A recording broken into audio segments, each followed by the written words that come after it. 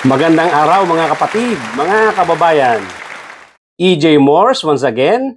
Welcome to my small channel. Kumusta kayong lahat? Sana saan mang dako ng mundo kayo naroroon ay nasa maayos kayong kalagayan.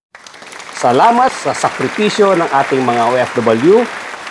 Keep safe mga mahal nating kababayan. Meron tayong magandang topic today.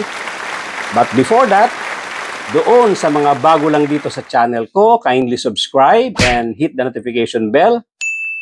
Pati na yung like button, pakishare na rin itong episode ngayon para madaming makaalam ng ating mga pinag-uusapan dito sa aking munting channel. At finally, before everything else, I want to begin by saying, sa lahat ng mga manggagawa sa pamahalaan, sa lahat ng mga public servants, tama na ang pagyayabang. Itigil ang pagiging arogante. Irespeto ang mamamayan. Huwag magnakaw. Huwag maging tamad. Maging mapagpakumbaba. Pasweldo kayo ng taong bayan. Kami ay nakamasid sa inyo. Di namin kayo tatantanan. Tuloy na po tayo sa ating topic ngayon. Ito ay related o ito ay may kinalaman dito sa pagmamatigas ng ating Senate President na si Chis Escudero. What? Wala po siyang kilos. Wala po siyang ginagawang aksyon dito sa mga ginagawang suggestions ng mga taong hindi naman talaga mga bata na at hindi na mga baguhan sa politika at hindi naman din baguhan sa pagiging mga abogado.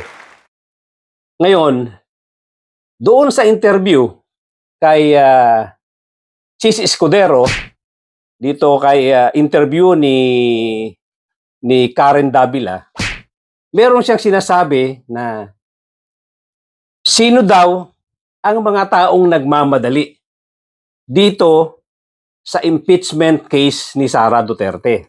Doesn't the Senate President call for a special session? Who's calling for that, Karen? Okay. And what is their position? Meaning, are they in favor of impeachment? Are they against impeachment?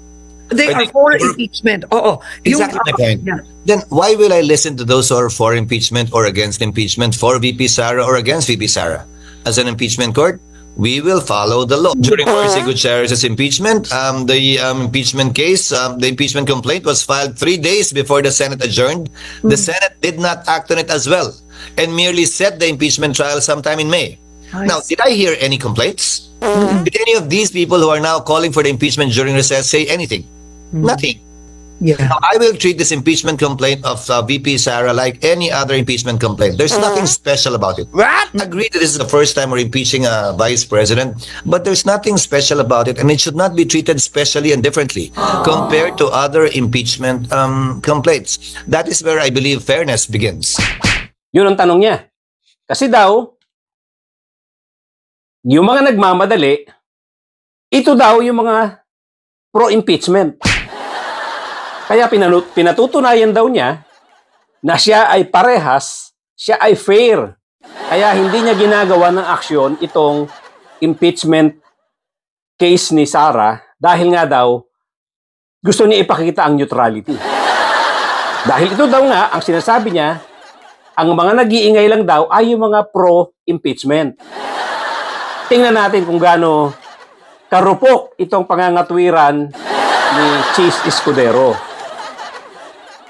Ang sabi mo, Chis Escudero, kaya hindi mo sinusunod o hindi ka nakikinig doon sa mga payo or sa mga nagsasabi na ituloy-tuloy na itong hearing, itong pagdinig dito sa impeachment ni Sara Duterte kasi nga, sabi mo, ito ay mga pro-impeachment. At ayaw mong gawin yan dahil pinakikita mo ang pagiging parehas. Ang pagiging fair. Eh di siyempre, sinasabi mo nga, mga pro-Sara yan, yung sinagsasabing gusto naming ituloy-tuloy na. Ngayon, ang pinapaboran mo rito, yung mga kakampi naman ni Sara. Hindi ba? Kung ang gagamitin natin yung iyong logic na kaya hindi ka kumikilos dahil ang mga nag-iingay dito, ang mga gumagawa ng suggestions, ay puro mga pro-impeachment. So yun ang logic mo. Paano ngayon yung kabilang side? Ibig sabihin yan, yung mga hindi nag-iingay, yung mga tahimik, di mga pro-Sara yan. So nasa ngayon ang fairness doon? Sis Escudero. Di ba? Booking na booking ka dyan. Halatang halata ka. Ginamit ko lang yung logic mo. Dahil sabi mo, yung mga nagsasuggest, yung mga nag-iingay, mga para sa impeachment ni Sara. So gusto mo nga mo maging neutral, kaya hindi mo ginagawa ng aksyon. Booking na booking ka dyan, Sis Escudero. Dahil ang kinakampihan mo, yung mga pro-Sara. Hindi ka parehas. Using your own logic. Di ba? Nasaan ang fairness dyan? Samantalang, doon sa pangalawang issue ko, na kung susundin mo ba ang konstitusyon na sinasabi, pag-receive mo ng impeachment complaints na yan, you have to act on that forthwith. O kailangan mo na gawan ng action yan, gawan mo ng kilos yan forthwith. So ngayon, ang tanong, kung gagawin mo ang nakasulat sa konstitusyon, meron ka bang violation? Meron ba? Di ba? Susundin mo lang ang konstitusyon. Ibig sabihin, pag sinunod mo ang konstitusyon na sinasabing dapat pagkatanggap nyo ng impeachment complaints, ay agad-agad nyo gawa ng kilos, gawa ng aksyon. Di wala kang bina-violate. On the other hand, pag sinabi mong ayaw mong gawa ng kilos, ayaw mong gawa ng aksyon, meron ka bang bina-violate sa constitution? Definitely meron. Yun ang may problema ka. Yun ang meron kang violation. Yung kabilang side na sinasabing pagka-receive mo ng complaints, gawa ng aksyon forthwith, ang kabaliktaran nun, siya mong ginagawa, ayaw mong gawa ng aksyon, alin doon yung may violation? Yung sundin mo, yung may nakasulat at maliwanag doon sa Constitution, o yung opposite kung ano ang sinasabi ng Constitution? Kasi lately, ang sinasabi mo na, dapat ito ay magkaroon na ng hearing or magagawa nyo na ng action yan pagkatapos na ng SONA. What? So, ano yan? Ang SONA ay July. Ang sinasabi mo ba, gagawa mo ng action niya sa August na? Ngayon, isa pang tanong. Sabi mo, alam mo, napakayabang po magsalita eh. Ang sabi mo, hindi ko na magaya panalita mo, para kang robot eh. Sabi mo, there's nothing special about the case of Sara Duterte. What? Di ba? Walang special. Pangkaraniwan lang yan. Para kay Sis Escudero. Bali, wala sa akin yan. Hindi yan special na kaso. Ganyan kakayabang magsalita. Ito tatanong ko sa'yo. Ang pagte-threaten ba sa presidente, ang pag-threaten ba sa First Lady, at saka ang pag-threaten sa Speaker of the House, ay hindi sa'yo special na kaso? Baliwala lang sa'yo yan? Yung bang confidential funds niya, na I think inabot ng 125 million, na inubos ng 11 days. What? Ordinary lang ba sa'yo yan, Sis Escudero? Oh no! Nothing special about the case of Sara Duterte. So ngayon, yung pagmumura niyang galit na galit siya, pinagmumura niya presidente, ang First Lady at saka ang Speaker, plus nag-threaten siya Although, nagkakaroon ng twist dahil lang doon sa sinasabing conditional. Pero, kung pagbabasihan natin yung galit niya, kung pagbabasihan natin yung mga sinasabi ng tatay niya dati, na laging may palusot, pag sinabing, pagpapatayin niyo yan, yung mga involved sa drugs, pagkatapos sasabihin niya, pag nanlaban. Hindi ba, yan ang pattern, yan ang trademark ng mga Duterte, na every time may sasabihin, ilalabas nila yung kanilang gustong sabihin, ilalabas yung kanilang threat, tapos lalagyan lang ng palusot. Hahaluan nila ng ilang words na para may palusot. Ang espiritu ba ng batas ay napapaikutan ng mga ganitong palusot? Na pag siningitan mo ng, hindi, pagka pinatay lang ako, tapos na ang kaso? Ganun ba yun? Alam naman natin na ang makikinabang dito, pag namatay nga ang presidente, ay ang vice president. Kung ano man ang mangyari sa presidente, ang unang makikinabang dito, si Sara Duterte at ang kanyang pamilya. Na alam naman natin na meron ng kasong nakafile sa ICC. So, common sense will tell us na yung threat niya na sinasabi na kung mangyayari nga at sa loob niya or sa kanyang damdamin, sa kanyang puso, yun talaga ang gusto niya mangyari. Mapatay si presidente. Yun talaga ang gusto niya mangyari. Kasi nga, pamilya niya ang makikinabang dito. Kung mangyayari. Di ba? Dahil nga, ang dami ng kaso naka-file. Ang dami na mga kaso naka-file. So, of course, hindi ako lawyer. Hindi ko masasabi yan na talagang eksaktong tama ang sinasabi ko. Pero, common sense lang na kaya niya sinasabi yan, yung sobrang galit niya, dahil nga ipit na sila sa mga nangyayari, ipit na ipit yung tatay niya, dahil may mga kaso sa ICC, at hindi biro-biro yung kaso. Ito yung crime against humanity. Oh no! So ngayon, Chis Escudero, ang tanong ko uli sa'yo, yung kaso ni Sara Duterte, walang special sa'yo. Nothing is special about that. Kailan ka ba, ilang beses ba tayong nagkaroon ng presidente na may ganitong vice president? Nagmumura sa harap ng camera at nagbabanta. Pangkaraniwan lang ba sa atin yan? Ilang vice president na ang pinagmumura ang presidente at pinagbantaan papatayin. Hindi special sa yan, Chis Escudero. Hindi rin special sa iyo na ang ginawang pagmumura ni Sara Duterte, ginawang pagbabanta, ay kitang-kita sa buong mundo. Oh no! Katawa-tawa tayo. Na ganyan ang klase ng vice president natin. Ganyan klase ang politics sa atin.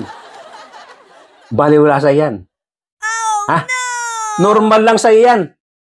Chis Escudero, normal lang sa iyo yung ganyang klaseng tao. Bakit? Saan ka ba nakatira? Puro ganyan ba nakikita mo araw-araw? Nagmumurahan? Nagbabanta? Ganyan ba araw-araw mo nakikita? Yung mga bintang sa kanya na 125 million in 11 days na ubos. Ordinary lang sa iyo yan. Pangkaraniwan lang sa iyo yan, Chis Escudero. Nothing special about that. Bukong-buko ka na talagang meron kang ibang agenda. Ang napakayabang mo magsalita pero dito lumalabas na iba ang motibo mo rito. Sasabihin mo nating special? Grabe ka naman. Ito pa, meron ka pang mga reasoning na sinasabi. Sabi mo, wala namang kakaiba. Bakit naman yung ibang mga naging opisyal na filean ng impeachment, hindi umimik yung mga taong yan? What? Hindi umimik nung na-impeach si Erap, nung ma-impeach si Bautista, nung ma-impeach si yung mga opisyal na-impeach. Sabi mo, bakit itong mga taong to, yung mga humihirit ngayon na sinasabing ganito ang gawin, nagmamadali, etc., nagsasuggest na ganito ang gawin para maumpisa na yung impeachment proceedings na yan, ang sabi mo, bakit doon sa mga kaso ng mga previous officials na na-filean ng impeachment ay hindi sila umimik? What? Ito na naman ang kahinaan ng stand mo, Chis Escudero.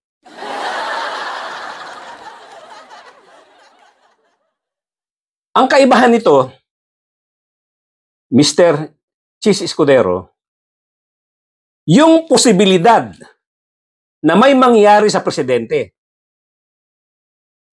Ang uupong presidente ay yung ganitong klaseng tao. Yan ang kaibahan nito, Chis Escudero. Kung kaya ito nagiging urgent. Yung naging meltdown na nakita ng milyong-milyong Pilipino at milyon-milyong tao around the world ay hindi dapat madaliin. Oh no! Kino-compare mo sa ibang impeachment cases na nangyari na in the past. Walang comparison ito dito sa kaso ni Sara Duterte. Walang comparison. At alam naman natin kung gaano itong si Sara Duterte ay gustong-gustong makaupo bilang presidente dahil nga dyan sa problema ng pamilya niya.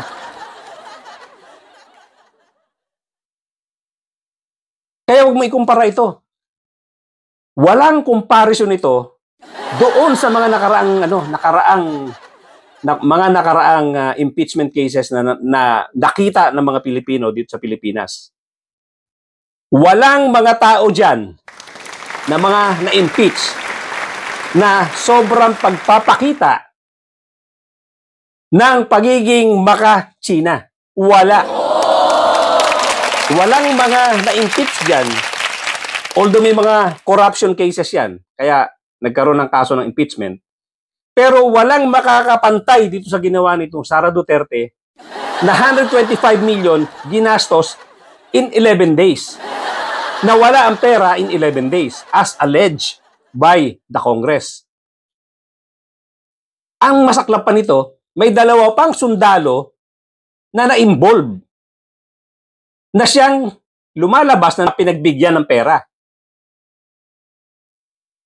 Walang ganyang kaso yung mga nakaraang na-impeach. Grabe ito. And yet, sasabihin mo, nothing special about this case. Wala lang sa'yo, baliwala lang. Painom-inom ka pa ng juice sa harap ng camera. Na para bang pinakikita mo na relax ka. Samantalang ang taong bayan nang gigigil dito sa mga pinaggagawa, sa mga nakita ng taong bayan, doon sa meltdown, sa pagmumura, sa pagbabanta, at yung findings ng Kongreso, at yung kanyang pagiging maka-China. Nakitang-kita natin lahat yan. Nag-e-effort pa siya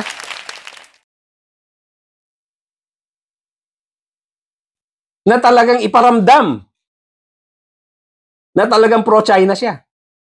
Wala tayong narinig any condemnation. Wala siyang comment nung naputulan ng daliri yung sundalo natin dyan. Dahil sa pangbubunggo, pangaharas ng mga barko ng China. So walang urgency yan sa'yo. Normal lang sa yan, Chis Escudero. Araw-araw natin nakikita sa Pilipinas, di ba? Araw-araw natin nakikita yan. Yung ganyang klaseng tao. Yung kumakamura ay napakalutong. Kung makapagbanta ay gano'n na lang. Baliwala lang sa iyo. Hindi urgent matter sa iyo yung sinirang image ni Sara Duterte nung sa pinakita niyang meltdown diyan sa harap ng camera. na napanood sa buong mundo. Baliwala lang sa yan. Normal lang kay Cheese Escudero yan. Cheese? Normal lang sa yan. Araw-araw mo nakikita siguro yan. Sa ibang planeta. Kaya nakakapagtaka yung mga pinagsasabi mo, Cheese. Ayoko nang tawagin kang Senate President.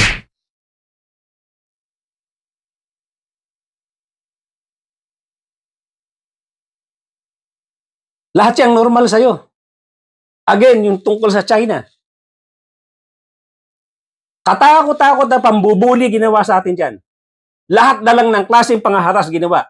Binunggo yung barko, naputulan na nga ng daliri yung isa nating tao. Nililaser ang mga mata natin, ang mga mata ng mga tao natin. Binubombahan tayo ng tubig. Palapit ng palapit sila dyan sa atin. Padami ng padami. Or anytime na gusto nila magpadala ng maraming barko, nandiyan dyan sila, nandiyan dyan sa ating exclusive economic zone. Pero wala kang imik. Walang imik itong si Sara Duterte. Pero sa'yo, Cheese Escudero, normal lang sa yan. Nothing special. Nothing special.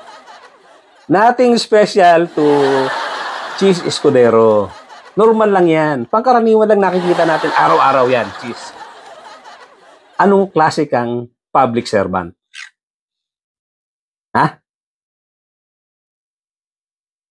Obvious na obvious ang pagiging pro-China nitong si Sara Duterte. Di ba? Ilang beses siya, napanood ko twice, nag-effort pa yan magsalita ng Chinese. Babatiin niya si Xi Jinping. Babatiin niya ang China sa kanilang mga event. In Chinese, Jiang Chong Qing Chiang, Chong Qing, Xi Jinping. May ganun pa siya. Effort siya magsalita ng Chinese. Pagkatapos ng mga ilang beses tayong hinaras sa West Philippine Sea. May mga taong nasaktan. Pati property natin, kinuha. Mga baril, etc. Kung ano-ano pinagkukuha nila. Binaboy tayo ng mga inchik na yan. Walang respeto sa atin. Napakayayabang, napaka-arrogante ng mga Chinese na yan. And yet, walang imik itong mga Dutertes. At ikaw, Cheese Escudero, ang sinasabi mo, nothing special about this case. Anong klaseng Pilipino ka? Anong klaseng Senate President ka? Anyway, hanggang dyan na lang muna mga kababayan. Gusto ko lang iparating sa inyo na itong si Cheese Escudero ay hindi nararapat umupo dyan sa Senado dahil sa kanyang mga pinakikitang hindi maganda. Pangkaraniwan lang daw sa kanya to. Yung mga pinagagawa ni Sara Duterte, ordinary lang. Nothing special. Nothing special. Ordinary lang kay Cheese Escudero to. Siguro araw-araw niya nakikita ganyan. Araw-araw niya nakikita yung isang nagmumurang tao, nagbabantang tao, tuwang-tuwa pagka may nangyayari sa West Philippine Sea. Yung 11 days ginagastos yung pera ng taong bayan, ordinary lang sa kanya yan. Ewan ko sa iyo, Cheese. Hanggang dyan lang po, mga kababayan. Hindi natin tatantanan itong mga ganitong klaseng public servant. Public servant kayo. Mag-serve kayo sa taong bayan ng matapat. Ayusin nyo mga kilos nyo. Ayusin nyo mga sinasabi nyo pag nakaharap kayo sa taong bayan. Kung gusto nyong magserbisyo, kung gusto nyong maboto pa kayo. Dahil pasahod kayo ng taong bayan. Huwag kayong mayabang. Kaming taong bayan, wala kaming kalaban-laban sa mga tulad ninyo. Pero, pipilitin namin na mag-ingay, iparating sa maraming tao na ganitong klaseng politiko kayo. Nang pagdumating ang panahon ng eleksyon, hindi nyo na pakikinabangan ang boto namin. Katulad na lang nila Bato de la Rosa, nila Bongo, nila Robin Padilla, nila Amy Marcos, at ng iba pa, na sobrang nagpapakita ng pagsuporta kay Sara Duterte. Ang ibig sabihin niyan, sumusuporta din kayo sa China. Kung ayaw niyong matanggal, ayaw niyong makulong itong si Sara Duterte, ibig sabihin yan, mga pro-China kayo. Yun lang po ibig sabihin yan. Kaya mga kababayan, huwag na nating iboto ang mga taong walang pagmamahal sa ating bansa. Walang patriotism, walang loyalty sa bayan. Tandaan niyo po ang mga pangalan na yan. Thank you so much. At para dun po sa ating mga kababayan, sa ating mga taong sumama sa atin ngayon, thank you so much. At sana ay dun sa mga bago dito ay kindly subscribe and kindly hit the notification bell. Pati na rin yung like button. Paki-share na rin po. Gusto nating ikalat ang information na to. Yung mga taong walang pagmamahal sa bayan. Yung mga taong ang loyalty ay nasa personalities. Loyal sila sa mga personality. Hindi sa mamamayang Pilipino, hindi sa bayang Pilipinas. Huwag na po nating iupo yung mga yan. Yan po ang ating puwersa, yung ating boto. At huwag tayong tumigil sa pag-iingay. Dahil ayaw nating ganyanin tayo ng mga ganitong klaseng politiko. Ganitong klaseng mga public servant. Ang yayabang, mga arugante. Akala mo, alam nila lahat. Akala nila sila ang pinakamatatalino. My God. Again, gusto ko pong tapusin ang aking episode ngayon. I want to end this by saying kung ano yung aking kanina, yung aking ginawang umpisa, statement ko nung aking beginning ng aking video. Ito rin yung magiging end ng aking video. Ang mga salitang ito.